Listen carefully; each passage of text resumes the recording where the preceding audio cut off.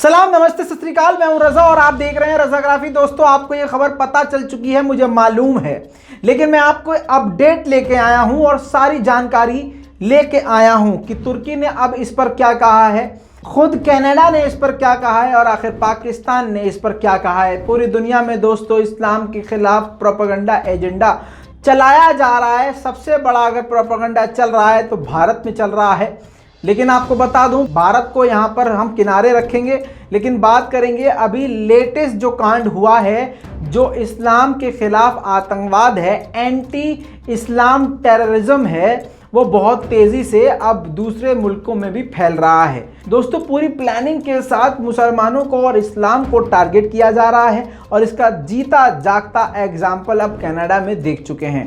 Canada के एक ही परिवार को इस्लाम से नफरत करने वाले हैवान ने, ट्रक ड्राइवर ने जानबूझकर पूरे परिवार को अपने ट्रक के नीचे कुचल दिया, जिसमें सारे के सारे मारे गए, सिर्फ एक बच्चा बच गया। दोस्तों, ये जो फैमिली थी ये पाकिस्तान से बिलोंग थी, पाकिस्तानी एंड कैनेडियन मिक्स थी। और आपको बता दूं कि ये ऐसी वैसी फैमिली नहीं थी, पढ़ी लिखी फैमिली थी, जिस फैमिली में इंजीनियर, थेरेपिस्ट सभी मौजूद थे। अच्छी खासी पढ़ी लिखी फैमिली थी, लेकिन एक ही झटके में इस्लामोफोबिया के नाम पे मचाया हुआ आतंक जो है उसने अपना रंग दिखा दिया और पूरे ही परिवार को एक ही दिन में उजाड़ दिया। दोस्तों, चश्मदीद के मुताबिक बताया गया है कि संडे को ये परिवार जो है पिकनिक पर जा रहा था और ट्रक ड्राइवर अपने ट्रक के साथ आ रहा था। उसने देखा कि वो मुस्लिम परिवार है, वो जानता था मुस्लिम परिवार है, जानबूझकर, क्योंकि सामने जो बात आई है और मेयर ने भी जो बात कही है कनाडा के, उसने भी ये बात को एक्सेप्ट किया है कि हाँ, ये जानबूझकर किया गया कांड है और मुसलमान होने के नाते, इस्लाम से होने के नाते इस परिवार को मार दिया गया। इस परिवार पर ट्रक चढ़ा दिया गया और ट्रक चढ़ाने के बाद वहां से ट्रक ड्राइवर फरार हो गया। It's a time to reach out and show that compassion that we are known for in our city and tell our Muslim community, among so many communities in our city, that you're safe. We will take time, but we will heal. But we will go together as a family. चश्मदीद ने बताया कि लोगों ने pump करना शुरू किया कि किसी भी तरह से किसी की जान बच जाए, लेकिन मौके पर चारों लोगों की मौत हो गई। वो तो अल्लाह का करम रहा कि बच्चा बच गया, जिसकी हालत बेहद गंभीर बताई जा रही है। दोस्तों, सारी दुनिया में अब इसकी निंदा की जा रही है, यहाँ तक कि कनाडा ने खुद इसकी निंदा की है। आपको बता दूं, लगातार प्रदर्शन जारी हैं और आपको ये भी बता दूं कि वहाँ के लोकल लोग जो दूसरी कम्युनिटी के हैं, क्रिश्चियन हैं, उन लोगों ने उस जगह पर जाकर श्रद्धांजलि दी और उनके लिए दुआएं और प्रार्थना की जिनकी मौत हो गई है। पूरा कनाडा पूरी तरह से इस परिवार के साथ है और इस्लामोफोबिया के खिलाफ है। दोस्तों, इतना ही नहीं, डिटेक्टिव एसपी ने भी इस बात को कंफर्म किया है कि वो लोग क्योंकि इस्लाम से जुड़े हुए थे इसीलिए उनका कत्ल कर दिया गया है।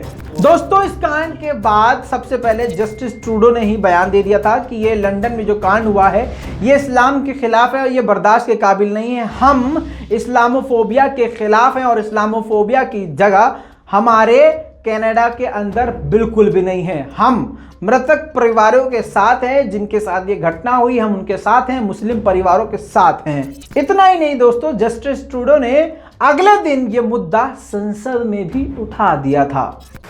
Assalamu alaikum. Lately, a lot of Canadians have been enjoying evening walks to get a bit of fresh air after long days at home during this pandemic. On Sunday in London, Ontario, that's what a grandmother, 2 parents, and 2 children went out to do. 3 generations of the Afzul family. Salman, Madia, their children Yumna and Fayaz, and their grandmother. But unlike every other night, that family never made it home. Their lives were taken in a brutal, cowardly, and brazen act of violence. This killing was no accident. This was a terrorist attack motivated by hatred in the heart of one of our communities.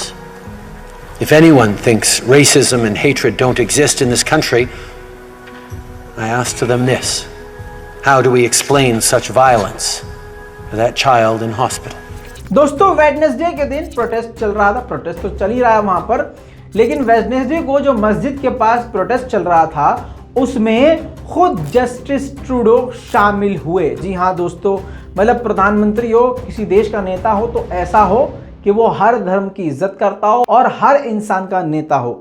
ये नहीं कि सिर्फ हिंदू का नेता है या सिर्फ मुसलमान का नेता। बीजेपी की तरह नहीं, बीजेपी तो सैकड़ों लोगों की कातिल है, लेकिन नेता हो तो जस्टिस ट्रूडो की तरह कि वो वहां पर पहुंचे जहां पर मुस्लिम समुदाय के लोग प्रदर्शन कर रहे थे। हालांकि इस प्रदर्शन में क्रिश्चियंस लोग भी शामिल थे, दूसरे मजहब के लोग भी शामिल थे। इसी बीच में पाकिस्तान के इमरान खान का बयान ये आया है कि हमें इस्लामोफोबिया के खिलाफ पूरी दुनिया को मिलकर एक साथ खड़ा होकर इस्लामोफोबिया के खिलाफ लड़ना है। इमरान खान ने कहा कि क्योंकि वो इस्लाम से मोहब्बत करते थे, क्योंकि वो मुसलमान थे, इसलिए उनको निशाना बनाया गया जो कि बर्दाश्त के काबिल नहीं है।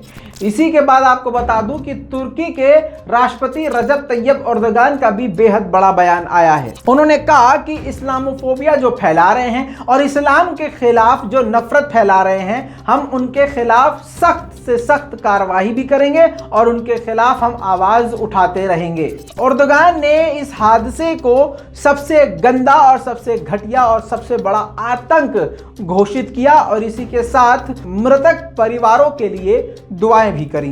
दोस्तों अब आपको बता दूं कि ये जो 4 लोग बेचारे मारे गए हैं बेमौत, अब ये 4 लोग तो सारी दुनिया को दिख रहे हैं, लेकिन भारत में हर दिन 4 लोग को कम से कम मुसलमानों को निशाना बनाया जाता है।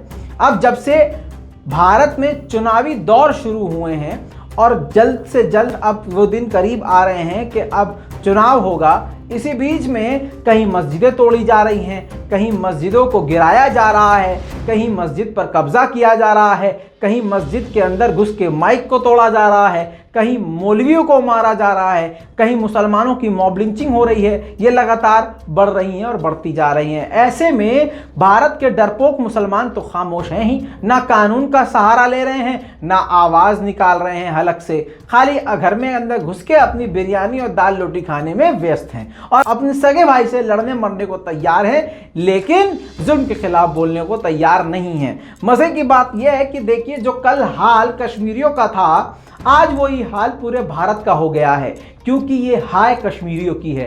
कल तक कश्मीरियों के ऊपर जुल्म होने से तुम पर फर्क नहीं पड़ता था, आज पूरे भारत के मुसलमानों का छोड़िए, पूरे भारत के हिंदू हो, मुस्लिम हो, सिख हो, ईसाई हो, सबका वही हाल हो गया है। इसीलिए कहा जाता है जुल्म के खिलाफ जितनी देर से बोलोगे उतना ही ज्यादा नुकसान उठाओगे। दोस्तों लगातार इस्लामोफोबिया तो भैया यहाँ भी भारत में फैल रहा है और भारत से बड़ा इस्लामोफोबिया शायद किसी और मुल्क में नहीं हो सकता, क्योंकि दोस्तों भारत में सबसे बड़ा धर्म अगर कोई है तो वो हिंदुत्व है। सबसे ज्यादा तादाद में लोग जिसको मानते हैं वो धर्म हिंदुत्व है। उसके बावजूद एक छोटे से समुदाय जिसका नाम मुस्लिम है, उससे इतने बड़े धर्म, इतने बड़े हिंदुत्व को डर है, खौफ है और हिंदुत्व खतरे में है इस्लाम से। दोस्तों ये सब बेतुकी बातें हैं और अब ये भी प्रोपेगेंडा भाजपा के द्वारा चलाया जा रहा है कि कल तक तो हिंदुत्व को इस्लाम से खतरा था, अब हिंदुत्व को क्रिश्चियनिटी से खतरा है। देख लीजिए दोस्तों, सारी क्रोनोलॉजी आप समझ लीजिए। इस पूरी रिपोर्ट के बारे में अपनी राय नीचे कमेंट में जरूर लिखिएगा। लाल बटन दबा के चैनल को सब्सक्राइब जरूर कीजिएगा। इस रिपोर्ट को भैया शेयर करना मत भूलिएगा। जय हिंद।